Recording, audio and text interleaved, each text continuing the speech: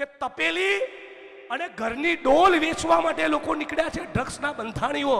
આપણા ગુજરાતની આવી હાલત, આ ગાંધી, સરદાર અને રવિશંકર મહારાજની ધરતી, ઇન્દુલાલ યાજ્ઞિકનું ગુજરાત કયા રસ્તે આપણે લઈ જવા માંગીએ છીએ?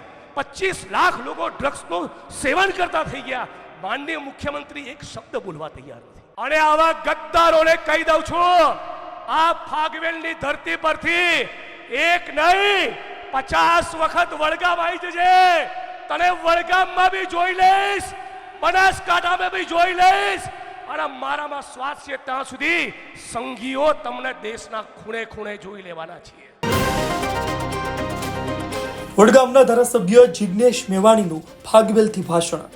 નાયબ મુખ્યમંત્રી હર્ષ સંઘવી પર કર્યા પ્રહાર. ડ્રગ્સ અને દારૂ બાબતે કરી વાત, અને આ સાથે જ કહ્યું કે લોકો તપેલી વેચવા પણ મજબૂર બની ચૂક્યા છે. આ હદે ડ્રગ્સનું વેચાણ ચાલી રહ્યું છે. ભૂતકાળમાં હર્ષ સંઘવી વડગામ પહોંચ્યા હતા. આ વાતને યાદ કરતા નામ લીધા વગર કહ્યું કે 50 વખત વડગામ આવી જજે, જોઈ લેશે, બનાસકાંઠા આવી જજે, જોઈ લેશે. અતિ મહત્વની બાબત છે કે ખેડાથી દાહોદની જન આક્રોશ યાત્રા ફરી એક વખત નીકળી રહી છે, અને આ વચ્ચે જિગ્નેશ મેવાણીએ વાત કરી હતી. ઇતિહાસ કહીએ કે આરએસએસ અને ભાજપ વાળા એ દેશની આઝાદીની ચળવળમાં નહોતા. એ તો મારા કોંગ્રેસના સિપાહીઓ હતા, જેણે પીઠ પર દંડા અને છાતી પર ગોળી ખાધી અને કાળા પાણીની જેલની સજા ભોગવી.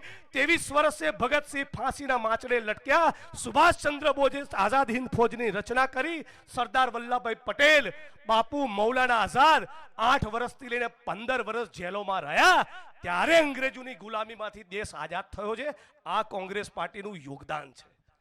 આ યોગદાનને યાદ અપાવવા અને એ યોગદાન સાથે તાલ મિલાવી અત્યારે કેવું ગુજરાત બનાવવું છે, અત્યારે કેવું ભારત બનાવવું છે, અત્યારે ગુજરાતના શું સળગતા સવાલો છે, એને લઈને આજે જન આક્રોશ યાત્રા નીકળી છે.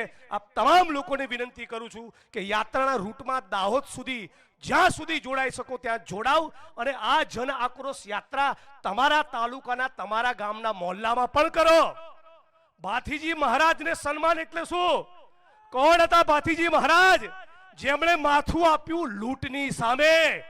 તો તમારી જવાબદારી પણ બને છે કે આ ગુજરાતમાં ને દેશમાં જે કોર્પોરેટ કંપનીઓ, જે ઉદ્યોગપતિઓ, જે ડ્રગ્સ માફિયાઓ, જે મંત્રીઓ અને બુટલેગરો લૂંટ ચલાવી રહ્યા છે, એની સામે લડો, તો તમે સાચા અર્થમાં ભાથીજી મહારાજના વંશજો છો. આપણા ગુજરાતની અંદર અને દેશમાં 25 લાખ કરોડ ઉદ્યોગપતિઓના દેવા માફ કર્યા. આ ઉદ્યોગપતિઓના ગજવામાં 25 લાખ કરોડ આયા ક્યાંથી? એ ખેડૂતોના, એ શ્રમજીવીઓના, પશુપાલકોના, દલિત, આદિવાસી, ઓબીસી, ગુજરાત અને દેશના વંચિતોની કાળી મજૂરીનો પૈસો છે. આ જે લૂંટ ચાલી છે, આ જે નરેન્દ્ર મોદી અને ભાજપ અને આરએસએસની સરકારે લૂંટ મચાવી છે, એ લૂંટની સામે લડીએ તો સાચા અર્થમાં આપણે ભાથીજી મહારાજમાં માનીએ છીએ. મારી વાણીને વિરામ આપતા પહેલા જ્ઞાનીબેને જે વાત કરી એ વાતમાં ઉમેરો કરું. આપણે બધા જ જોઈ રહ્યા છીએ, આવતીકાલે 21 તારીખ થશે. ગયા મહિનાની 21 તારીખે ઢીમા થરાદથી અમે લોકો જ્યારે જન આક્રોશ રેલી લઈને નીકળ્યા અને પોલીસ અધિક્ષકની કચેરીનો ઘેરાવ કર્યો, આજે બરાબર એ વાતને 1 મહિનો થયો. એક મિત્રો યાદ રાખે અને ગુજરાતના ખૂણે ખૂણે વાતને પહોંચાડે. આજે બરાબર 1 મહિનો થયો. આ 1 મહિના દરમિયાન ભારતીય જનતા પાર્ટીના એક પણ કેબિનેટ મંત્રીએ, પેલા 8 ચોપડી પાસ સુરમા ભોપાલી ગૃહમંત્રીએ અને ગુજરાતના ભૂપેન્દ્રભાઈ પટેલ મુખ્યમંત્રીએ એક માણસે ગુજરાતની જનતાને એવી અપીલ નથી કરી કે મહેરબાની કરીને દારૂ, જુગાર, પ્રોસ્ટિટ્યુશન, ચરસ, ગાંજો અને ડ્રગ્સના ચાળે ચડતા નહીં. એક અપીલ નથી કરી. મતલબ કે આ જે ધંધા ચાલે છે તમારે ચાલવા દો, અમારા પેટનું પાણી હલવાનું નથી. તમને જાણીને હેરાનગતિ આશ્ચર્ય થશે, આ જ્યારે અમે લોકો ઢીમા પહોંચ્યા અને દારૂ ડ્રગ્સનો મુદ્દો ઉપાડ્યો ત્યારે મારા પોતાના મનમાં એવું હતું કે આપણા ગુજરાતમાં 50,000 લોકો એ ડ્રગ્સ લેતા થઈ ગયા. હમણાં ખબર પડી જગદીશભાઈ, 2019ના ભારત સરકારના રિપોર્ટ પ્રમાણે, ભારત સરકારના કહેવા પ્રમાણે ગુજરાતમાં ડ્રગ્સનું સેવન કરી ચૂકેલા લોકોનો આંકડો 19 લાખ છે. આજે 2026 આવી, ઓછામાં ઓછા 25 લાખ લોકો એ ગુજરાતમાં ડ્રગ્સનું સેવન કરતા થઈ ગયા. પણ છતાં ગુજરાતના ઉચ્ચ આઈપીએસ અધિકારીઓ અને ગાંધીનગરમાં બેઠેલો મંત્રી એમની લાંચ વૃત્તિ અને ભ્રષ્ટાચારની વૃત્તિના કારણે આ ગુજરાતની ધરતી સાથે ગદ્દારી કરતા શરમાતા નથી. મારી બહેનો અને માતાઓ તમને ખાસ કહું, એક મિત્રો યાદ રાખજો, આ ડ્રગ્સ તમારા અને મારા ઘર સુધી પણ પહોંચશે. સોમ, મંગળ, બુધ, ગુરુ 4 દિવસ જીવનમાં એકવાર સ્કૂલ અને કોલેજ સુધી પહોંચેલો તમારો દીકરો જીવનમાં ખાલી 4 દિવસ લેશે ને, 5મા દિવસે એવો બંધાણી થઈ જશે કે મારી બહેનો અને માતાઓ તમારા ગળાનો દોરો તોડી નાખશે. આવી ઘટનાઓ ગુજરાતમાં બની છે.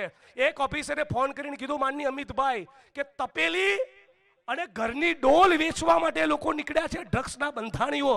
આપણા ગુજરાતની આવી હાલત.